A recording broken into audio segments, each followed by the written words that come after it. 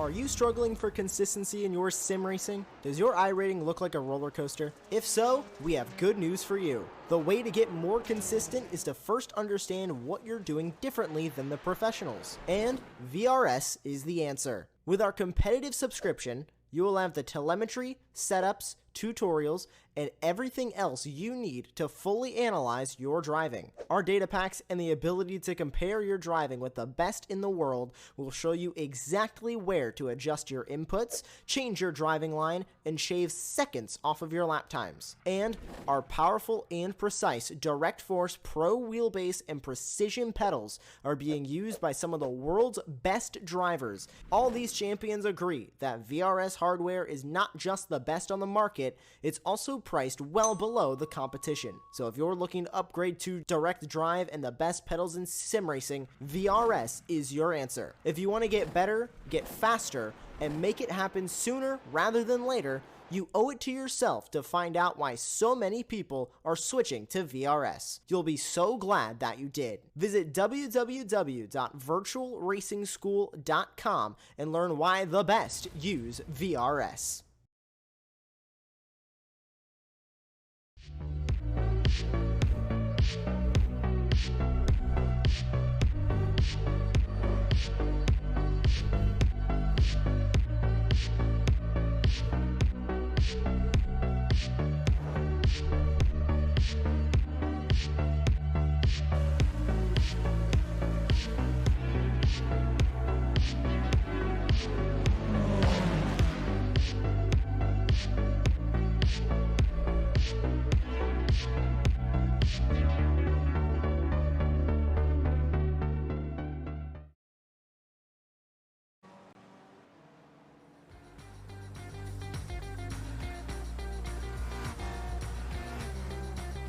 Howdy, howdy, howdy, and welcome to the finale of the SRF Weekend Warriors presented by Race Voice here for Season 1 of 2023. Live from, well, back in the past, approximately about 2009 from Orland Park Raceway down under. I'm Austin. I'm joined by Jamie Fluke with Jonathan Grabowski in the production booth. And you're here live watching Apex Racing TV. It's the finale. It's from the lovely, the weird, the one and only Orland Park Raceway. Jamie, how are you looking forward to this track? Welcome to the broadcast. It's going to be a one season finale to remember. It absolutely is. Yeah, this is going to be good. It's going to be a lot of fun. This is probably one of the few cars that this track really hosts exceptionally well. It's low powered. You can get moves done most places around here actually in this car. So yeah, this should be an absolute barnstormer. And it's not a one-to-one easy street.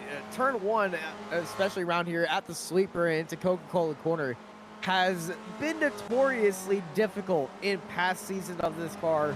But these drivers have masters turn 1 and 2 heading into there, and the rest of this car and the rest of the circuit just go together like peanut butter and jelly. But yeah, Orland Park is a very weird circuit. One of the few figure 8 circuits out there on iRacing service, and honestly, I can tell you the amount of figure 8 circuits on iRacing on just one hand. It's not a lot of them, and Orland Park is certainly one of my favorite circuits. It's very weird to have this as a favorite circuit, but it's just so quirky, and it just kind of has its own character. It does indeed. Yeah, so it's figure 8 circuit. I mean, we've got Suzuka and do you want to throw Irwindale's figure 8 combo in there as well? Well, technically it is a figure 8. So yeah, we'll roll with that. With and without the jump. With and without the jump is right.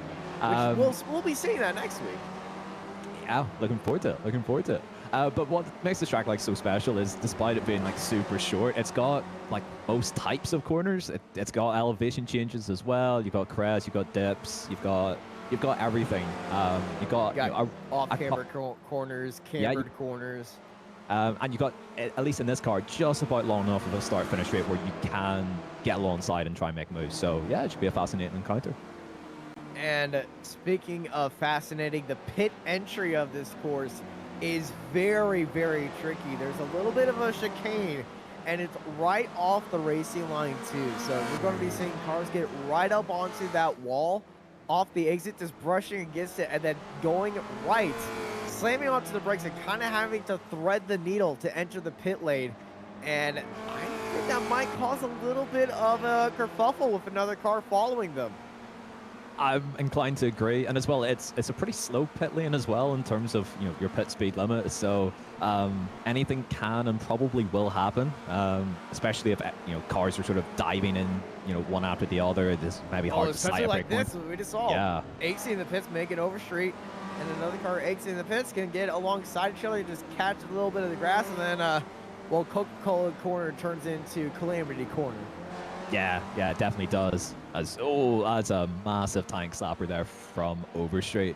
Yeah, if you get offline around here, it's probably not a good time, especially as you say into Coca-Cola curve.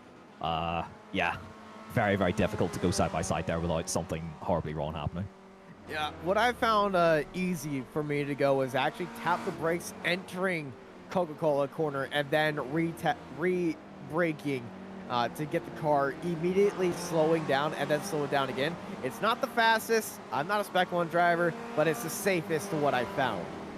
Yeah, I think that makes sense for the majority of people with the curious tendencies of this car where it's so floaty and like occasionally snappy as soon as you come off throttle. A little bit of help through there, anything just to help stabilize the rear end just as you come through the left kink of turn 1 is most likely to help you. It's kind of like a touring car in a way where you kind of have to use the brakes to settle the car down or just encourage it to be like, you're okay. But it's a rear-wheel drive car, and oh, that's not the right line, and that's the wall. Yeah, that's a big mistake there from Scally, just sort of overcommitting on the way in. And with this car, if you do sort of step out of line a little bit on the way in, it's quite difficult to save it. Now this the Gen 3 car is a lot more stable than the old Gen 2 car that I used to. The old bathtub.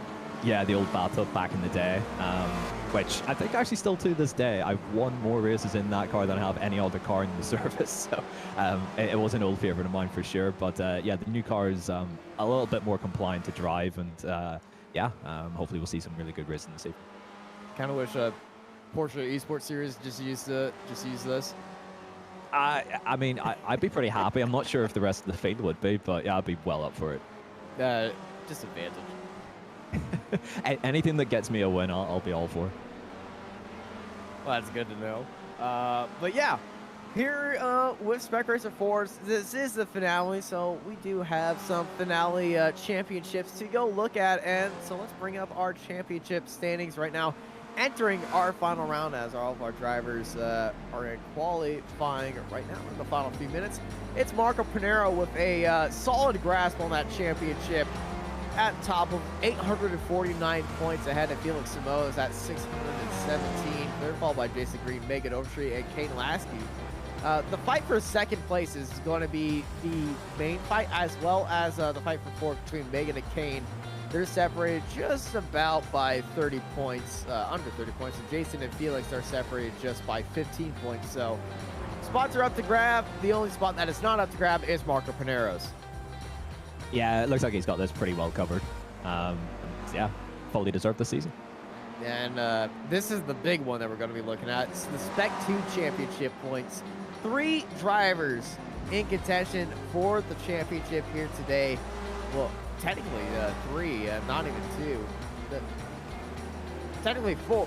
No, yeah, it is 3. Yeah, I'm going It's 4. It is 4. What about 5? Because Daniel Wood as well. So we got Keller, we got Wood, Gibson, Golden, Hansen, all separated just by about 30 points. And Spec 2. So the Spec 2 championship is going to be decided today. This is a fun race, so of course it is. But it's going to be a very impressive fight to see them. Devin Keller, I would say, would have the biggest advantage because he's the only one that has 7 races in there. Everybody else has had the 8-race drop week, so they're only going to have to improve on their points. Keller, he's going to have to earn his spot. He's going to have to earn all of his points here today.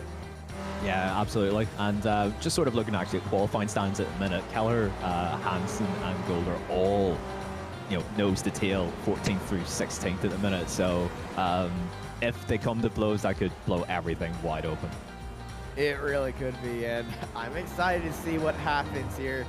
And our final class of the day is our Masters Championship. It's a two-car fight between York Monty and Chris Murakami, like it has been throughout the entire season. 24 points separates them right now, and it's York Monty sitting on top of Chris Murakami right now. And they've been kind of swapping points and positions with each other with each round. One round's Murakami, next one is Monty, then it's Murakami, then Monty. They're followed by Tom Gradwell, Jim Brewster, and Adam Bradshaw, your top 5 points. And the battle for fourth could actually be decided here as well between Jim and Adam, as they're only separated just by 20-ish points. So it is a championship deciding day, and it is a lovely day to end out the championship here at Oran Park. And I do not believe that these guys have a traditional end of the season track, but as a finale track, how does Oran Park rank up there as a end of season track? It's such an interesting track to end on. It's one of those like nitty gritty sort of tracks to finish on. It's not like a big wide expansive track. It's one where every position that you're looking to get for, you have to fight super hard for. Nothing's going to be gifted to you. So if you can make something happen and get the positions that you need for this finale, then you've really earned your championship result then at the end of it. Yeah, I prefer a track where you have to earn your track and earn your position, and it's looking like you can do that here. And every position you got to earn it. Some drivers might not like it because it's a little bit too difficult, or it just gets under your skin. But I feel like that is going to be the best thing for this championship. But speaking of championship ending tracks, do you have a favorite championship ending track for any car? Ooh, that's a good question. I mean, for me, it's got to be Interlagos, really. That is probably the best track to end nearly any championship at. So that's always been a favorite of mine. Traditionally, what I've raced in a season end, there's usually been at Monza, so that sort of falls in line with what I've done. Oran Park, it hasn't come up too many times as a finale track for me. But yeah, I would say Interlagos is probably a really good shot. I was also going to say Interlagos as well. It was a traditional ending for Formula One for all the time, and then they moved to Abu Dhabi. But yeah, Interlagos is something about that track just screams championship ending, just finale. I don't know how a track can encompass a party atmosphere just by the track. You don't even have to have a crowd, but when you drive Interlagos, it feels like you're at a party. You do.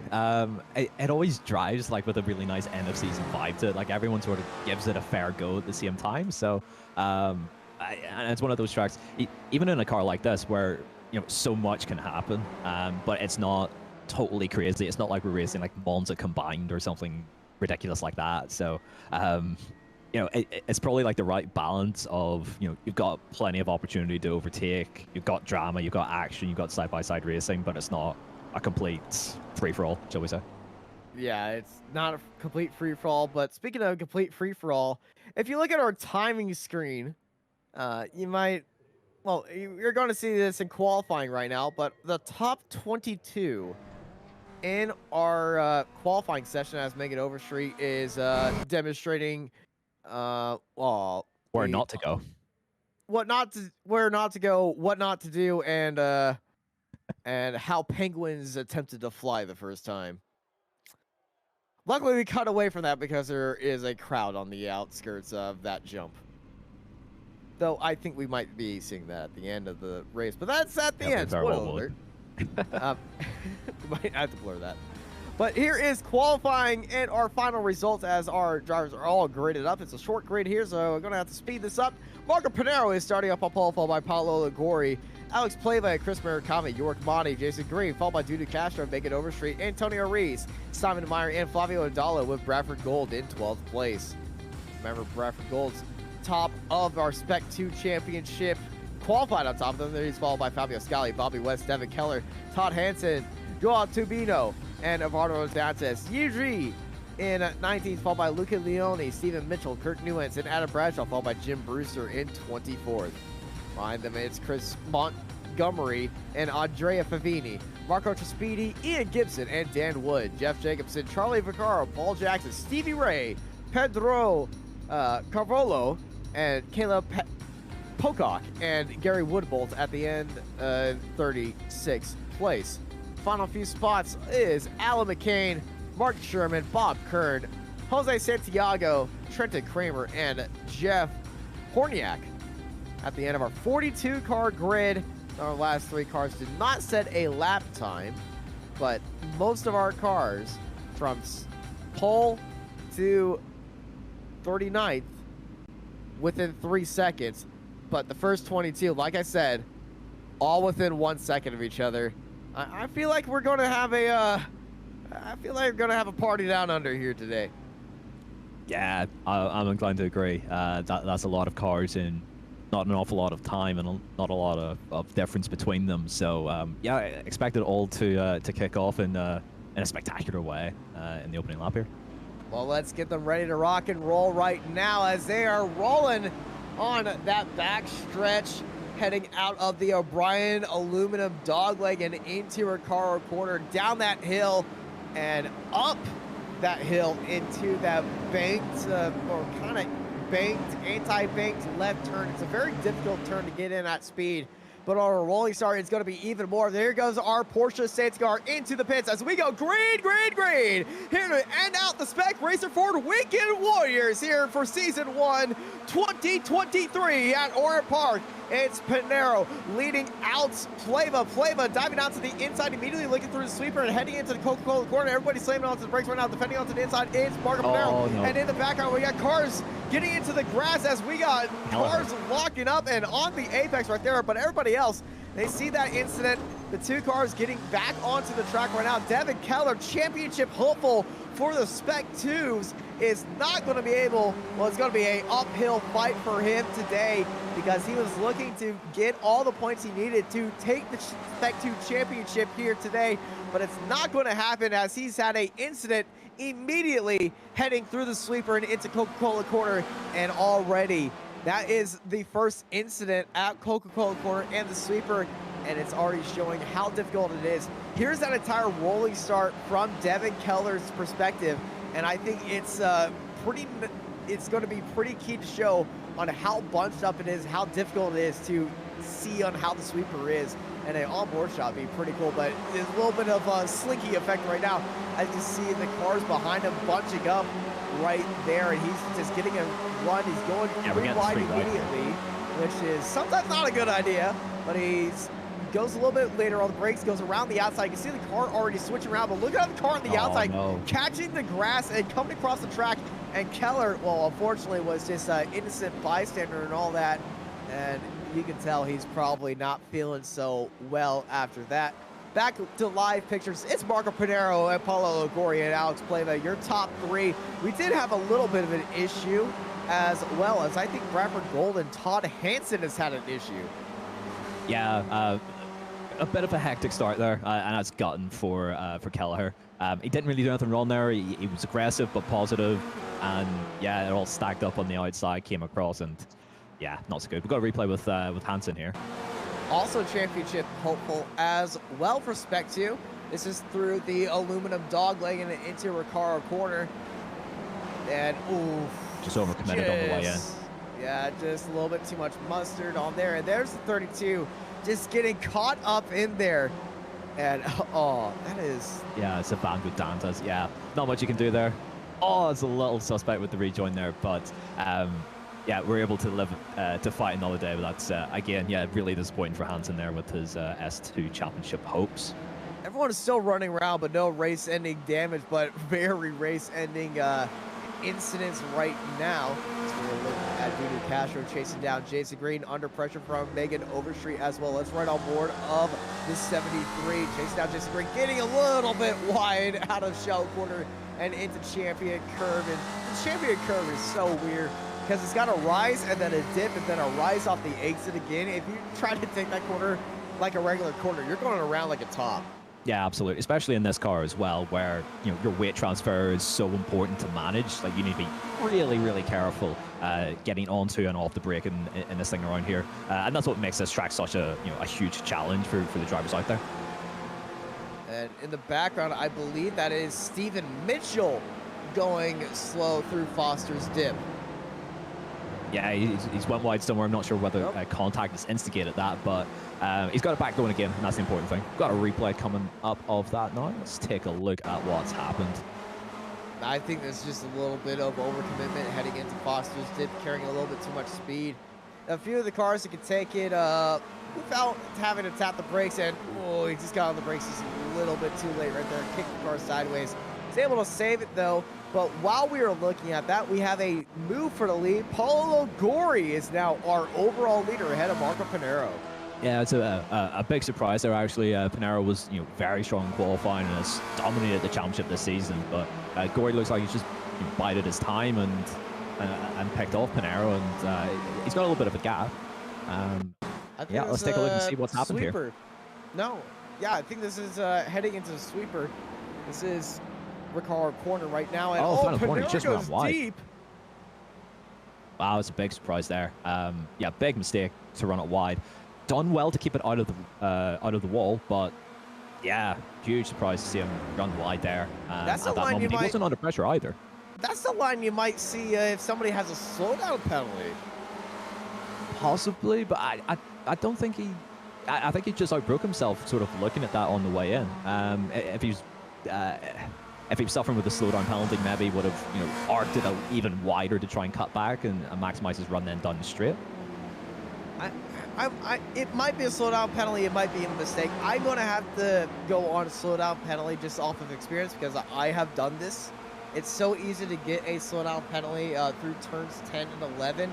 If you cut 11 very tightly, you can definitely get a slowdown penalty. And this is another issue for Bradford Gold.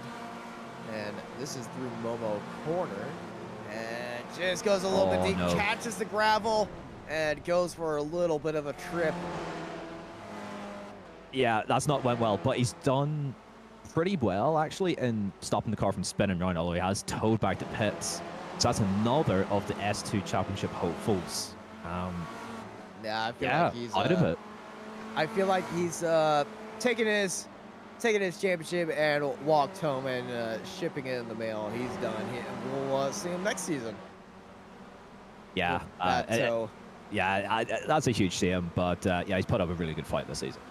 Now, as we're looking at our leaders heading down the front straightaway, you might notice a new-looking car in 4th place. It's not a new driver. It's Jorg Mani, as he said last week. That was the last week for the famous Red Lobster machine, and you can see the new and improved Jorg Mani. I'm not sure what this is. It looks like a lion. I'm not sure. I think there's a puma on the side of it, maybe a cheetah, and there's and then there's the Swiss flag, Swiss cross on the front nose of it. It's certainly distinctive. I'll give him that. I think that's a tiger on the side. I think so as well. Yeah. But whatever the reason for the livery change, he's running up in 4th place overall, and he's leading the Masters as well, which is obviously excellent for his chances to try and wrap up this championship. So yeah, so far so good for Jorg. Our running theory was big slide for Antonio Reese in the 914. That's well held. That I thought he was snapping that right hand down right into the wall, but he got it gathered up, and yeah, he lives to fight another day. He's got Simon Meyer behind him, putting him under pressure now coming into Coca-Cola corner. But he's got it all gathered up, seems under control again, and yeah, he hangs on to 8th place overall. Yeah. The running joke between everybody and Jorg Mani on why the Red Lobster was he owned a Red Lobster franchise. Ah, excellent. Okay, yeah. So that's unconfirmed though. We just assumed it was. Okay, so are we implying now that he is now the Swiss Tiger King? Yep. Yes. Just throwing it out there as a suggestion maybe for you guys. I believe we are in play. We are looking at Chris Murakami chasing out Fabio Scali up ahead. He's under pressure by Jiri, who has just joined the series last week as we went to Mount Panorama. But this is our Spec 2 leader of Scali up ahead of Chris Murakami. Murakami in that trap, getting a better run out of Ricardo corner. He's looking down the inside, and yeah, here we go. We're going to go side by side across the line. He's up along the inside line. Watch out, listen to your spotter right here, buddy, or else it's going to get a little bit nasty. Scali getting onto the brakes a little bit early, letting Chris Murakami dive down to the inside and up into 14th place. And Scali goes deep into Coca-Cola corner. Yeah, and two for one there on that one, and Yuri Vazluzel takes the lead in S2. And now back to the lead. In the lead of Spec 2, and now Marco Pinero in the lead of Spec 1 and overall the race. And here is what happened to Marco Pinero and how he got that move. And I feel like it's going to be very similar to what we saw with Jiri. And big snap oversteer. And Pinero, he saw his opportunity and he went for that opportunity and he got that opportunity. And he is now in the lead from that opportunity.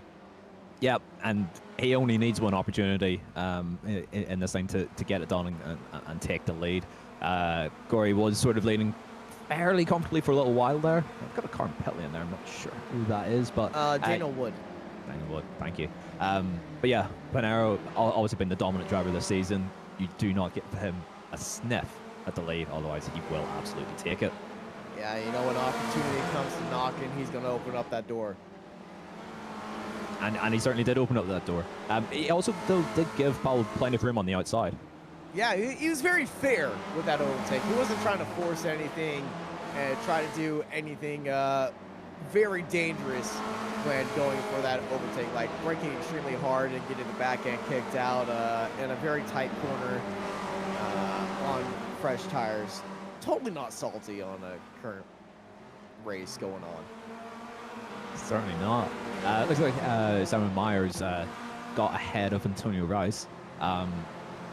Big angle of cars here. I guess they had some side-by-side action just to bunch everyone up together. Right on board now with Yao Tubino.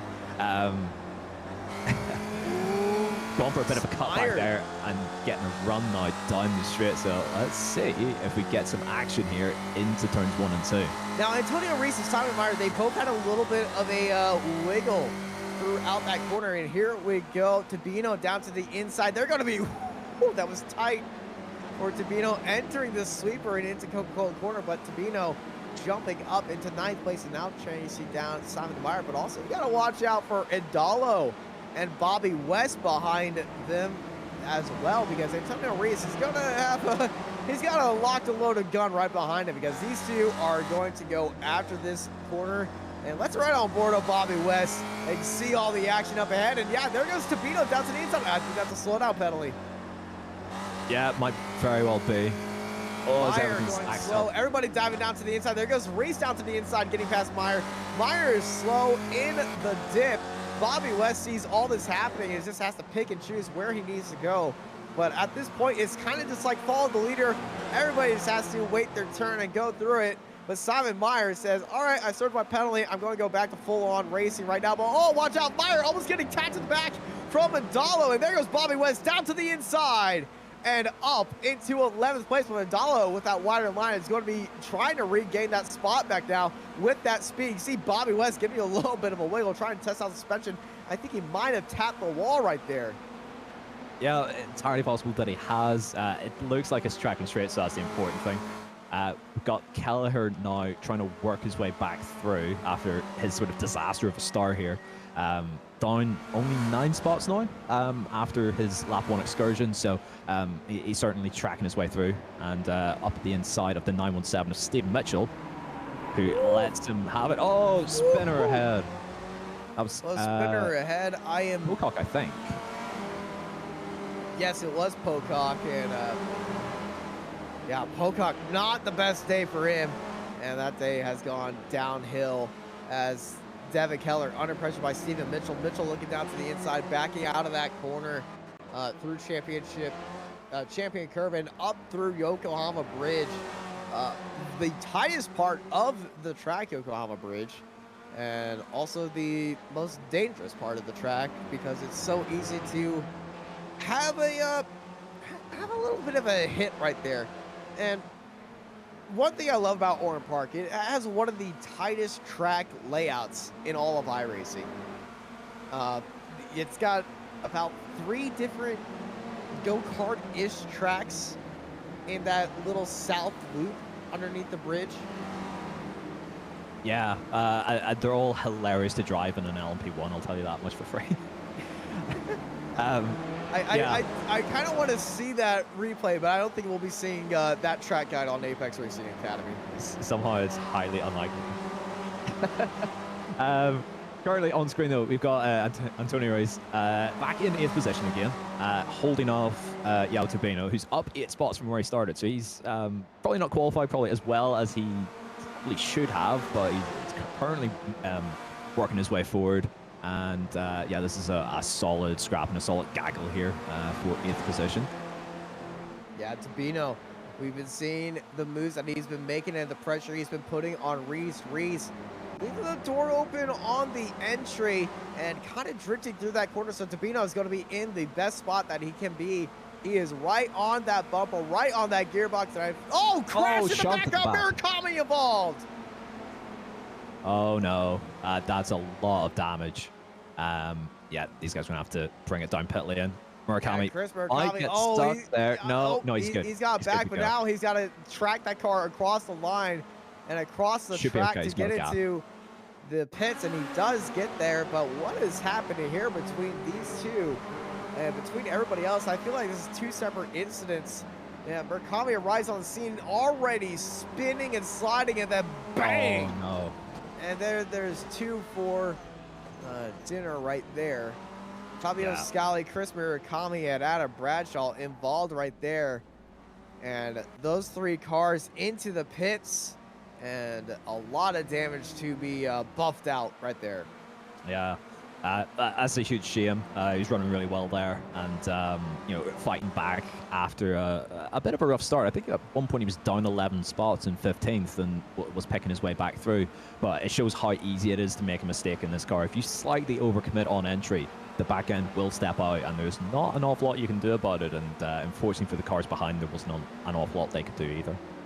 Yeah, when you have a crash by that wall, it's a blind corner. You're going to get the yellow flag, say slow car ahead, if you have that enabled on your preferred iRacing spotter program, or just the iRacing spotter. But the time is, it's a blind chance that you're going to be either A, running alongside that car that's crashed, or B, running straight into them. And if it's a car that's already sideways around that final corner, you're at speed, it's not going to end well. It's definitely not, and bear in mind as well, the Spec Racing Ford, it is, you know, a nice, nimble enough car, but it's not like an F1 car in terms of its agility. So it's hard to deviate from the line that you've already picked to go through a corner. So if something nasty happens up ahead, it's not the easiest car in the world to try and maneuver around something that happens ahead. So yeah, massive shame for those guys getting caught up in Murakami's spin there. Yeah, it's not a raid. It's not a Ray F1600. Coming to iRacing next month. It is indeed. Yeah, looking forward to see how that shakes up. And this is Keller in 2nd place of Spec 2, actually passing Spec 2 champion leader Ian Gibson, who now falls down to 3rd in class and under pressure by the 40 of Jeff Jacobson, who, well, comes into the pits. Decides to take my pressure and throw it into the pit lane. Well, yeah. It's a shame that we didn't get to see that battle commence any further, but we're firmly into the pit stop cycle now. Pit lane opens after 10 minutes. Well, yeah, but there's been guys who've been trundling down pit lane over the last sort of, 6 or 7 minutes or so. So I'd say we're reasonably well into it. But I reckon, for the guys up front or the guys looking to absolutely maximize their race result here, they'll probably stretch it out a little bit longer here. I feel like we are going to be seeing cars stretch it out as far as they can, because this has been a very late pit entry that we're seeing from all the drivers. Usually we see a few drivers tend to favor pitting early, especially last round. Megan Overstreet, she's diving up onto the inside of JC Green and jumps up into 6th place. Beautiful move by her. And a little bit of a slide off the exit, but able to keep that car all locked down and chase down of York Monty, our Masters leader and current champion-elect right now, if he stays ahead of Antonio Rees. Certainly is. Just back on the pit strategy here. Actually, no. Chris Murakami is the champion that he needs to be beating, and he is. Chris is currently down in 30th. Yeah, Murakami. But he's also, taking a stop now, and if he can get some clean air, maybe he can actually make up some ground here. So not all is lost for Murakami. But yeah, as I was saying before, it's not the easiest track in the world to overtake at. So maybe some guys are considering, the early pit stop, get into a bit of clean air or get into a little bit more space, put down some absolute haters, and then get stuck into maybe an undercut, if that's the strategy that they're looking to go for. And I feel like that is the best idea. Try to go for that undercut. Think big brain. But the thing is, this track is pretty small. I feel like you're going to be betting on trying to find an open track and somewhere to go to, as Dudu Castro, he's starting to blink on our timing tower. So might be worried just a little bit about that, but he's continuing on right now. And that brings on the iRacing mechanical failure of iRacing. We don't have engine failures as, oh, hello, that is Murakami going slow as our leaders are lapping them. Yeah, just to go further with your point, yeah, you are right. It is such a small track. Lap traffic is going to be actually a bit of an issue here, for our front runners. So again, that could shake things up completely. It might be lap traffic that could decide, the outcome of this race, and might determine some championship results as well. You mean lap traffic like this? Exactly like this, yes. This is Marco Pinero on the back of the 40 of Jeff Jacobson, heading into the sweeper, diving up onto the inside. Watch for Paulo Ligori right here. Ligori going a little bit deep. They're both holding down that inside line. Jacobson on the outside. There's Stevie Ray on the inside. Hello, Stevie. I never got to mention you on a rolling start today. Thank you, Race Voice, and everything you do and to help out Stevie and put on these events. Shout out to Race Voice. Go fast and power of voice at racevoice.com, as our top 3 are kind of stuck behind our pace setter of this lap car, who is just staying ahead of our leaders right now. He's keeping a pretty okay pace, but you can see all of our leaders. It's kind of like the pace car of a marathon. Just everybody just running with the pacers, and that pacer is going to pull off, and everyone's going to go back to racing very soon. But this is really stacked up the field. Yeah, it certainly has. It's interesting to see if anyone actually dives down pit lane now to try and get that stop done whilst they're stuck behind. I believe that's Adam Bradshaw in 99. Sort of not completely backing out of it, not completely giving the leaders the right of way here. He is holding to the right hand side here, and yeah, the guys are going to dive to his inside now. Yeah, he is being predictable, which is all that you could ever ask of anyone who is being lapped. Yeah, it's always be predictable. Maybe go, tap the brakes a few times, but with only these if nobody drivers, is ahead or behind. Yeah, if nobody is ahead or behind, maybe tap the brakes. And you can see there is a line of people behind. And if you slam all the brakes in front of this group, you're going to cause a few people to, well, stop thinking with their brakes and start thinking with their right adrenaline. The adrenaline, right foot instincts. Yeah, And exactly. I know some people, when they start feeling driving around with their instincts, it turns into a killer instinct. Yeah, I've seen some issues over many years now in sim racing, and I never fully got it. It is just a race at the end of the day. It's not life or death, but yeah, some people do get a bit hot-headed under the helmet. So yeah, hopefully we don't see any of that in the series. Historically, you know, from my time in the series, never really seen any of that. Everyone races super fair and super clean here, and hope that continues. Yeah, Megan Overstreet, she makes that move on your Monty right there. He's in that trot. Was very easy about it with that overtake as everybody is still trying to just filter through. Little bit of a lockup up ahead, but those two lapped cars just with that train behind them. Let's ride on board of the Swiss Tiger King of George Bonney. I hope that sticks. I really do. Hey, it's already sticking. It's already there. We went from Red Lobster to Swiss Tiger King, so I hope that just becomes it. He puts out the back of his car, or just on the hood of his car, because it's his works. We've got to put personalities to the names and faces here, so you know, the Swiss Tiger King, it must be from here on. Hopefully makes his helmet like it's tiger. Yeah, hopefully. Even though I know the iRacing helmet is a little bit tricky to work with. It definitely can be. But yeah, he let Megan through there probably quite easily, actually. But I guess he knows that Murakami is, you know, well down the order now, and the championship is probably now in his hands, providing that nothing silly happens. So he probably isn't taking too many risks.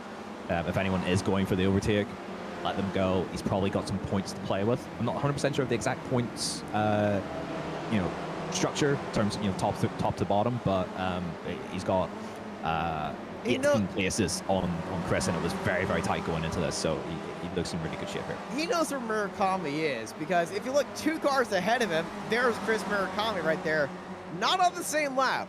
No, if he has his relative up right now, he can see Chris Murakami's name in blue. He will indeed, but he'll also probably know that Murakami has already stopped, so he's not, you know, on merit almost a lap down. This will shake out a little bit differently over the remaining 14 minutes and 15 seconds. So yeah, remains to be seen how that championship plays out. Yeah, it still needs to be seen on how long it takes for a driver to go into the pit lane.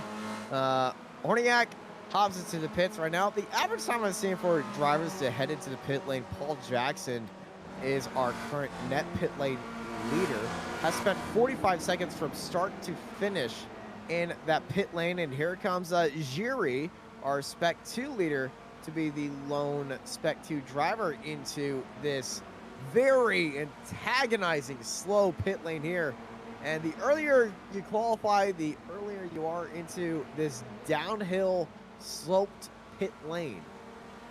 Yeah, and the tricky bit about that is it's very easy, to overshoot your pit box and lose a couple of seconds right off the bat. This car probably isn't the quickest thing to get slammed back into reverse to get back into your stall. It does, but it's probably not like super rapid fire to get the car shifted from first or second gear, maybe for rolling into the box in second, all the way back into reverse. So yeah, it's super important for the drivers here, as they come into pit lane, to just exercise a little bit of caution, get the car pulled up. Yeah, caution is always the word for the wise. Just have a little bit of caution, race with caution, drive with caution, especially around here, because this track does not pull any punches. It is how all tracks should be. The edge of the track is covered in grass and no runoff. Yeah, big fan of that as well. Except for right here. Well, I mean, you've still got grass and then a little bit of extra tarmac, so that's fine. As long as there's grass or some deterrent beyond curb and white line, then, you know, it's absolutely fine. Masses of runoff is not my thing. It's kind of like my proposal to just have 1 meter strip of grass on the edge of every track in the world. Then you can have all the tarmac runoff that you can. Just have that 1 meter strip of grass, and that would solve most of our problems. Preaching to the choir on this one, Austin. I've been calling for that forever as well. So yeah, I'll be all for that. or even just like a bit of gravel as well. Like that's a deterrent enough as well. You know, a 1 meter strip of gravel, and oh no, Murakami Murakami's off another again. issue. Oh dear, that's not going well. That's out of crucial corner as well. That's out of Momo corner.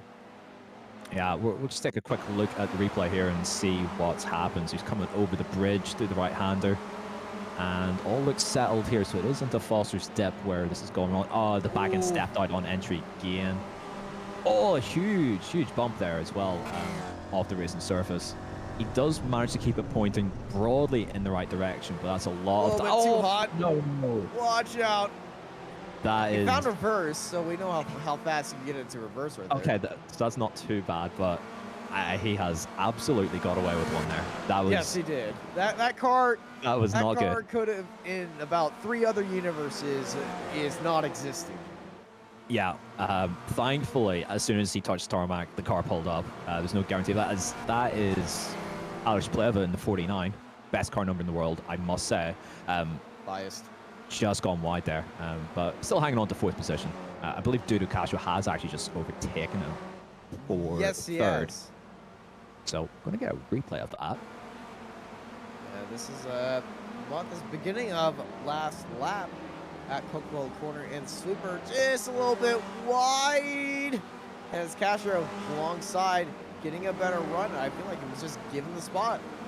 Yeah, I think he realized that he was probably still slightly out of shape, and instead of fighting excessively hard, settle in line, maybe cool his tires off a little bit and let the fight another day. Yeah, I find these small tires are very susceptible to little tire heat and tire wears. Bobby West heads into the pits, as well as Luca Leone. These two are headed to the pits, and there comes Luca, and there goes Bobby. Yeah, and both those cars look like they got pulled up nicely into their stalls, so yeah, no issues and no dramas there. They'll be able to get out and going very, very shortly. Luca is the fastest pit stop of all drivers, of current stopped time of 9.25 seconds. As yeah, here is Marco Pinero and Gori, both of them continue on another lap across the line. As you can see, our class leaders, it's Marco Pinero, York Monty, and Kelleher in Spec 2. And remember what happened to Kelleher at the start of this race. Fell down from the top of the field to nearly last place in turn 1 to bring that up to 14th place overall. They have not gone into the pits yet. Remember that. But they are currently your class leader, as our Masters class leader, York Monty, the Swiss Tiger King himself, pulls it into the pit lane at an angle. Love to see the angle. He'll have a straight run out. Here's Kelleher into his, into pit lane, and hopefully then nicely into his stall. Be really interesting to see where he comes out relative to the other S2 drivers that he'll be competing against. Now, when you see a driver angle the car in the pit lane, that's to maximize the exit. And you'll see this in other motorsports too, like Formula 1. Do you know which team was the one that was doing it the most, of angling cars pointed towards the pit lane first? That's a great question. I do not remember. I remember it like starting to happen 3 or 4 years ago, but I'm not sure. Red Bull. It was, of course it was Red Bull. And look at this party in the pit lane. This is Pinero, Gori, Pleva, Overstreet, Tabino, and Race. Pretty much the top 6 all was followed the leader into the pit lane. And I think for Antonio Reese, if we can watch that replay, he might have had to just wait a little bit, be a little bit patient heading into the pits, as everybody is getting their stop on. As you can see, Pleva using the Red Bullish tactic. And I also believe McLaren was a early adopter of the tilted pit entry, or tilted pit exit. As deep into the brakes goes Gori as Marco Pinero. Look at that gap he has to the rest of the field. There is Gori about 8/10, and then it's 5 seconds to Alex Pleva Line him Car and look at wall the there. pit times. Gory, 9.2 seconds. Yeah, there is a car on the wall. I believe that is Jose Santiago. Yeah, it's not going well for Jose there. But yeah, really interesting how the pit cycles went. Panero has, I would say, stretched out a gap, but 0.7 of a second isn't a lot. That's about as much as the gap has been between these two drivers pretty much all race. We've got our final bunch of drivers coming in for their mandatory pit stop here. Son Meyer actually staying out for another He lap. has. As Castro's taking tires. Fascinating. Does he need to take tires? No, no, he's not. Oh, no. But everybody's taking tires as well. Look at Indalo taking tires. Fronts and rears for Castro. Indalo only took fronts. I think due to Castro, he's out of his car. Castro's out of his car. I can't believe what I've just seen here. He's running so well up in base. I think he was net third before everything shook out here. Yeah, that's a big mistake to take tires, I think, at this point. I think he was looking at his fuel too much, that he forgot to uncheck tires. And when he saw that happen, he just throw his hands in the air and just be like, well, that's it. And I feel like due to Castro is out of this race, and this is the equivalent of finding out that you got an electrical problem in the pit lane. Yeah, Cardinal sin. Got to make sure that you've got your stop ready to roll before you come into pit lane. So yeah, it's really unfortunate for him, but can only have himself to blame on that one. I'll tell you what, pit stops for fuel are going to be a lot easier next season with the auto fuel function coming to iRacing as well. And the cool thing that I learned about this auto fuel function is you have a room for error that you can program into it. So it's like, go for maybe a lap shorter, under fuel it, how much, what you want to over fuel it. It's got that kind of room for error that built into it. So it's a risk in there. And I'm looking forward to seeing how that works. And contact entering the pit lane. Oh, we've been looking at this pretty much, from the start of the race. Would anyone get caught out with this pit entry? And they certainly have here. That's not going well. I believe Gibson was slowing down to enter the pit lane and was just hit by the car behind him. We're going to flying it over to our chopper cam and see what happens right here to Ian Gibson entering the pit lane. Takes out line, and there's the 079. Well, he's a long way. Oh, no. Oh, he's got hit. Oh, no. Well, oh, dear. I'm going to be honest. That might not only be damage into the wall, that will be speeding into the pit lane penalty. He's got out and going, though, in reasonable time. So maybe not. Maybe he has got away with it. And obviously he can take the fast repair. He was only stopped for 6 seconds, though. He also doesn't need that much fuel to make it to the end of the race here. This is true. That's probably contributed to a lot of it. So yeah, definitely not part of the plan, but I think he's got away with it. I hope that does not become a thing of pit lane slingshots. I hope not either. I hope that's not like a new meta that'll kick in for Sebring when we come to the next big endurance race upcoming on iRacing. Yeah, hopefully it's not. If it is, you'll see some esports teams starting with a W try it out first. I can assure you it's not part of our plans at Apex. But you don't start with the W, so you're fine. All good.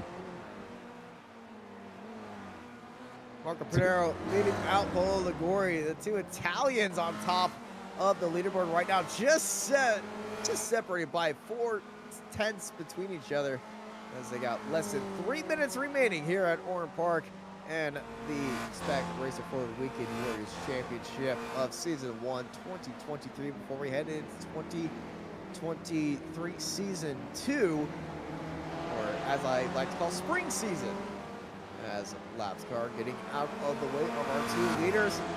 Lap difference between these two, the times are nearly identical. One lap, one of the drivers will be faster, the other lap, the other one will be faster. And it's just a give and take, push and shove track between these two. Certainly is. Gory, though, has brought the gap down since the pit stop. In the 4 or 5 laps or so, he has taken that from 7, 8 tenths down to 3 tenths, or 4 tenths now. So this could still all be to play for.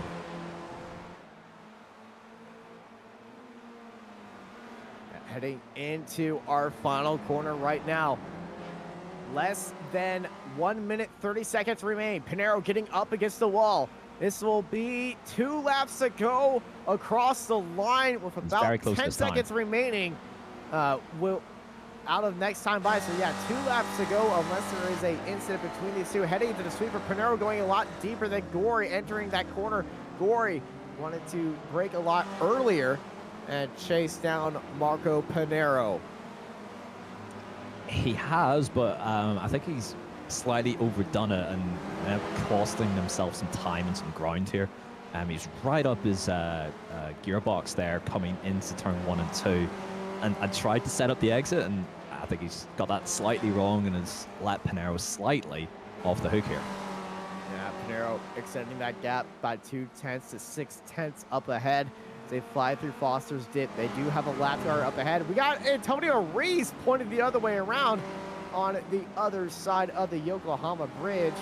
And Reese, out of the Masters lead, has fallen down to 4th place, giving the lead back to York Monty.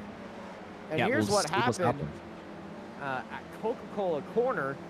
And I feel like this is just a case of he's hit the curb, and then he hits the curb on the outside, hits the grass, and bang! Into the tire barrier. Yeah, looks like he might have caught a little bit of the dirt on the outside as well. I don't know if he's got that running again. He is driving slowly. But it's white flag this time by for Pinheiro and Gory, and they got 2 lads cars up ahead of them. Traffic at Shell Corner on the outside. Gory's exit is a little bit compromised by there. Then it's Chris Murakami up ahead through Champions Curve. Safe flight to that corner. Pinheiro using all the track. Gory right on that bumper right now. It's going to be a drag race at the line. Gory needs to get as close as he can. I would say about 2 tenths is where you want to be at the line, and he's currently 3 tenths away from that goal. And he's currently wishing that Murakami would have a little bit of a mistake right ahead of Pinheiro, as Pinheiro only has 3 corners left, and it's the O'Brien Aluminum dogleg right now, using all the track, getting 2 wheels through that inside line, and one last time through Recaro Corner, and it's going to be Marco Pinheiro taking the final win this season of the Spec Racer Ford Wicked Warriors here at Oran Park. Yeah, super job from Marco. He's held on brilliantly, absorbed a ton of pressure from Paulo Gory, and yeah, he picks up the big win in the finale here. Yeah, fantastic win right there. And there is Flavio Andalo finishing in 9th place. And it behind them in the background, it's the Swiss Tiger King of York Monty winning the Masters Championship, coming across the line in 10th place. And there is Jiri in 11th, taking the Spec 2 race win, but the Spec 2 race championship, I can't believe we are saying this, but I believe it's Devin Kelleher. Yeah, he had the absolute shocker at the start of the race, and yeah, kept his nose clean, worked his way forward from there, and yeah, looks like he's got a well-deserved championship. Wow, wow, wow, wow, wow, wow. If there is any better lesson of never giving up after a lap 1 incident, it's certainly that one. Keller, after starting in 15th, falls all the way down to last place at the first corner after a mistake by another driver, gets caught up in that incident, powered his way up through the field to take the Spec 2 championship. Here are your full results. Marco Pinheiro takes the win ahead of Paulo Gory. I think Gory got slowed down at the end of that race because that gap was not that entering that final corner. It's Alex Pleva finishing in 3rd. Megan Overstreet, she finishes out in 4th place. Jason Green in 5th, and Yao Dubino in 6th, Bobby West, Simon Meyer, and Flavio Andalo in 9th. York Bonnie wins the Masters Championship in 10th place. Jiri in 11th takes the Spec 2 race win. Luca Leone is followed by Jim Brewster, Kurt Nuez, Devin Kelleher winning the Spec 2 championship down to 15th place. Eduardo Dantes, Andrea Favini, and Jeff Jacobson in 18th place. Behind them, it's Adam Bradshaw, Stevie Ray, Chris Murakami, Ian Gibson, Stephen Mitchell, Paul Jackson, Pedro Cavallo, Caleb Pocock, Trent Kramer, Gary Woodbull in 28th place. This is always the hardest part because it's just chaos behind me. Dan Wood, Antonio Reese, Mark Sherman, Dudu Castro, Jeff Horniak, Jose Santiago, Fabiola Scali, Marco Trespidi, Todd Hansen, Alan McCain, and Bob Kerr, Bradford Gold, Charlie Vaccaro, and Chris Montgomery in 42nd at the end of our 42-car grid. As it is time to take these cars down demo lane and end out the season with a bang. Yeah, this looks like a lot of fun. I remember doing this back in the day as well. You just keep sending it until the car will not go any further, and yeah, guys, girls putting on a hell of a show here.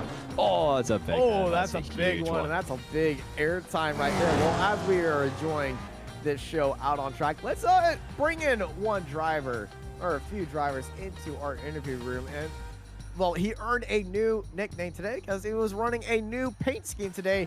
Ladies and gentlemen, the Swiss Tiger King himself, York Vonnie. Good evening.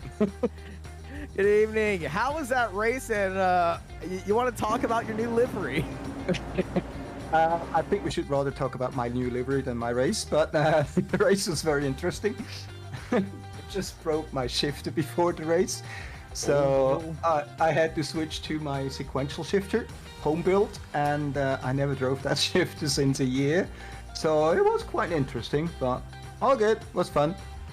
While driving on a rig made up of duct tape and spare bolts found around the house, I think the Swiss Tiger King that we are calling you right now, because this is what we can make out of your new livery. What was the inspiration for this livery from the Red Lobster? I gave Antonio actually free hand because I wanted to have something brand new, because the Red Lobster I got downloaded from Trading Paints actually. And soon after me, some people started to use that paint as well, and I thought, I want to have a paint on my own. So I asked Antonio if he could do me a favor and create one, and he did. And he was discussing with my friends online on the chat forum, and they gave some comments about me, you know, how I am, what I do, etc., etc., and that livery came up. Well, I think you can thank Jamie for your new nickname of being the Swiss Tiger King. I'm going to thank him the next time I see him on track, if I ever seen him on track. Oh. Well, Jamie, do you have anything to say about that? Getting called out in the booth. I'm getting called out. I've been out of this car for many years now, but if I do return at some point, then yeah, let's have it. Okay, that's going to be fun. I have to fix my pedal shifter first before I do that.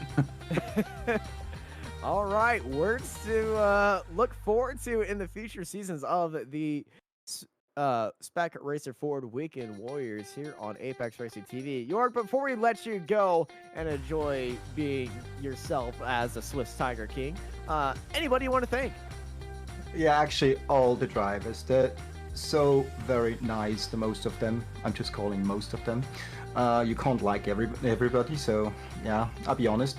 But of course, Raceful Voice for our sponsorship, and of course you guys doing always an amazing job for commenting our races. We all are actually listening to you guys one more time after the race most of the times. Yeah, it was a lot of fun to do that all the year, all the season long. That's great. Thanks a lot, guys, for your job and for your work you did. Well, thank you, York, and we hope you have a great rest of your day. And congrats on the class win, and I believe the Masters Championship as well. I think so. Like I said many times, I'm driving for fun. If I win, it's okay. If I'm not winning and I'm still having fun, I'm still having fun. Well, smile on the face is definitely being had by the Swiss Tiger King. Jamie, we have a whole plethora of drivers to pick from, but there is one driver that we always should talk to, and that is the one, the only. He makes everything happen around here. Joining Jamie Fluke right now, it's the one, the only Stevie Ray. I want to welcome, Austin. Thanks, sir. Good to be here, and good to see you again, Jamie. Yeah, it's good to be back interacting with the series again. It's been quite a few years, but yeah, another season, another successful season of this wonderful series. Yeah, sum it up for me, Stevie. How do you think it's all went? We had another great season. Once again, S1, the Spec 1 class kind of got dominated. The Masters, Monty pretty much dominated that one and left the other two podium steps up for grab. But the Spec 2, it's going to be interesting to see how the points shake out on that. That one came down to the end. So you can't ask for more. It's a great league. The people on track every week, they hear it over and over from me, but they're the ones that make it. So I couldn't be happier. No, excellent. Love to hear it. As for your own drive, Stevie, it's not something that you ever seemed super keen to talk about, but yeah, I think the last time that we spoke and interacted, it was the Gen 2 car that we loved so much. So, yeah, what's your thoughts of the Gen 3 and how it drives and how you've got to grips with it? I like it. It's more realistic, so that's what I like. My passion is kind of having the two worlds of sim racing and real world meet in the middle somewhere. So I'm really glad it's more representative of the real thing. So the guys out there with SCCA and stuff can use it as a training tool. That was my drive for it. Obviously, I'm not as good in it as I was the Gen 2, but and I'm getting older too, so that kind of adds into the formula, I think. But yeah, today I wanted to bring it home, and that's pretty much what I did. Yeah, it looks like you had a really good day. Any last words before we let you go, Stevie? Yeah, with the end of the season, we always have the V runoffs, our Week 13 event for next week. So there's just like last season, we've got the Formula Vs followed by the Spec Racer Fords. We'll have all three classes running. You don't have to be a league member to join this one. We want to fill up the grid. It's going to be at COTA and kind of along the same lines as the SCCA Super Tour was there a few weeks ago. So we thought, we haven't been there yet. We ought to do that. So that is actually the first event of a new triple challenge that we put together that will go all the way through till October for the SEC iRacing runoffs. We're using points from the Weekend Warriors. We're using points from the runoffs. We're using points from the official season. So a championship in any of the divisions is going to get you points. So just because you're Division 6 doesn't mean Division 1 are going to get more points than you. You're racing against them. So we use that, and then so we'll have 3 V runoffs, and then final it with that one. So it's going to be a fun year. Yeah, sounds like an absolute blast. Thanks as always, Stevie. It's a pleasure, and thank you for running the series. And yeah, hopefully we get speaking to you again very, very soon. Yeah, good to see you home, Jamie. Thanks to all you guys, Jonathan and Austin. And, of course, thanks to Race Voice for making this possible.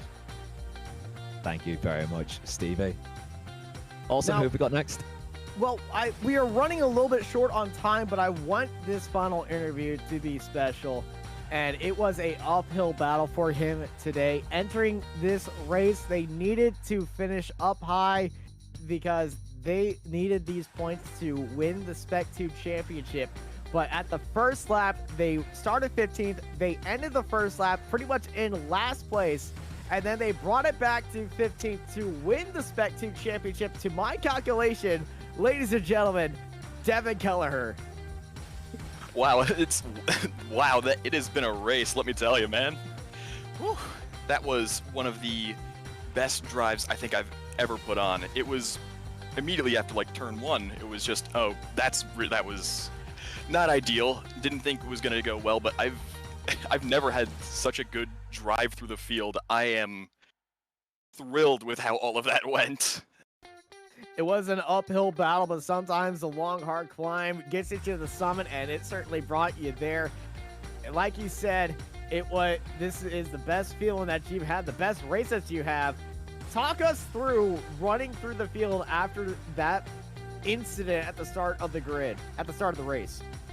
Well, it was it was just this kind of feeling of like, all right, I got to push from here on out. There was no other better option than to just go all out, and seeing just as I kept moving through, there were like 2 laps where I got by 2 people like in around the turn 2 area, and it was some of the best feelings I've had, and it was great just seeing the laps tick down, the positions tick down, and the small surprises of seeing other people drop out of the race. And it was just kind of this moment of like, I need to keep going and keep pushing. And I didn't even really know how close of a shot I had at the championship, because I missed one of the races. So with the drop points, I was just wondering what was going to happen.